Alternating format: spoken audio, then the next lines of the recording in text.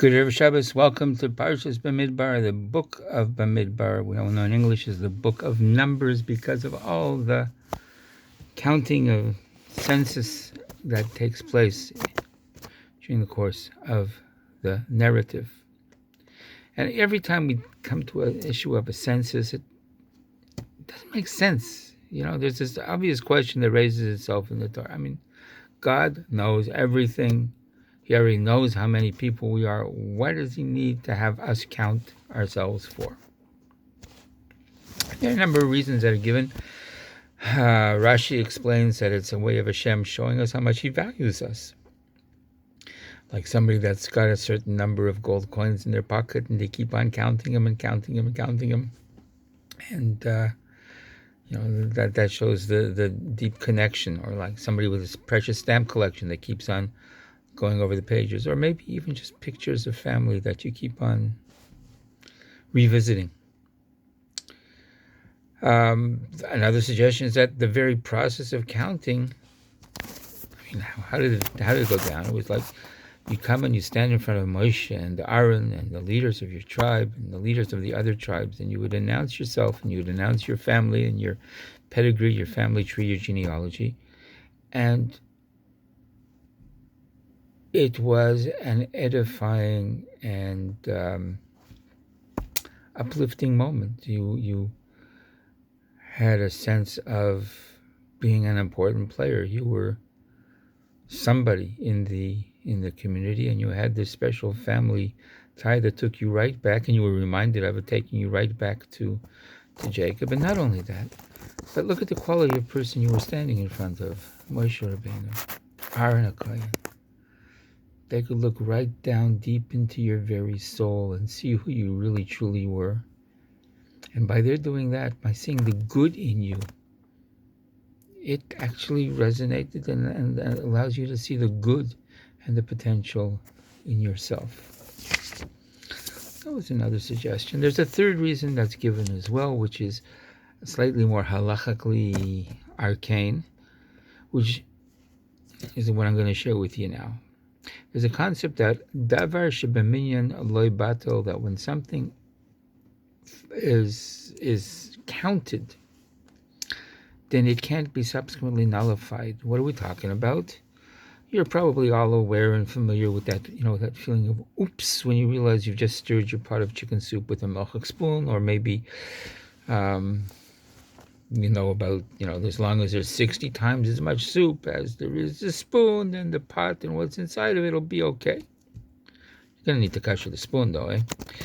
But because the minimal amount of milchik substance would lose its identity, its effectiveness, its impact, and become nullified, that's the concept behind the idea of batel b'shishim, nullified, 60 times as much.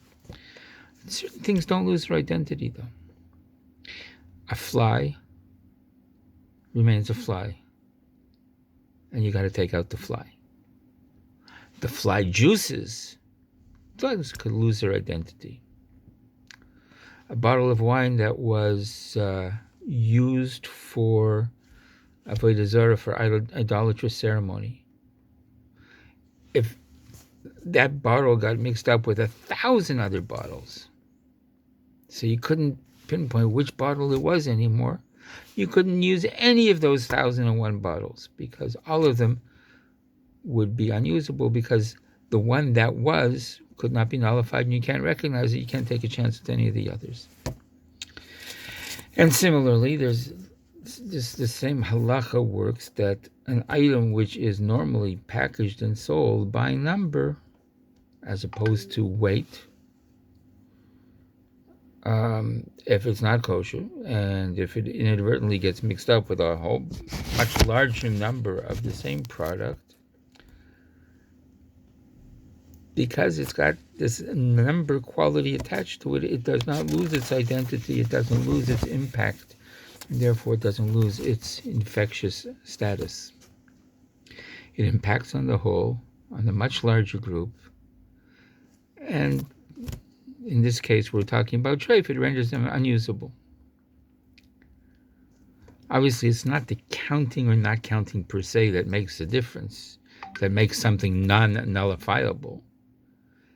counting is the recognition of the implicit value in that object that's being counted, and that's why it's not able to be nullified. And that's what Hashem, that's why He had us counted, in order to help us realize and to actualize just how much we do count in the grand scheme of things, individually and as a nation, and thus be rendered immune to nullification, whether by assimilation or by whatever. In effect, as much as your Jewishness counts for you, to that extent, you count. Your identity counts, and your impact on the environment around you counts.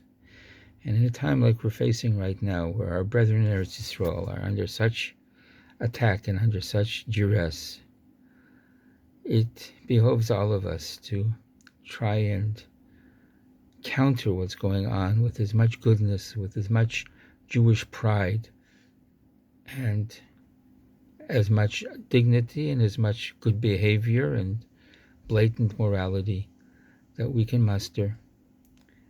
And if you can help somebody put on a pair of tefillin, if you can give some tzedakah, if you can learn some Torah, and if you can say some Tehillim, and keep Am Yisrael in your prayers, then we will not be overcome, we will not be nullified, and will continue to have a salutary effect on the entire world around us.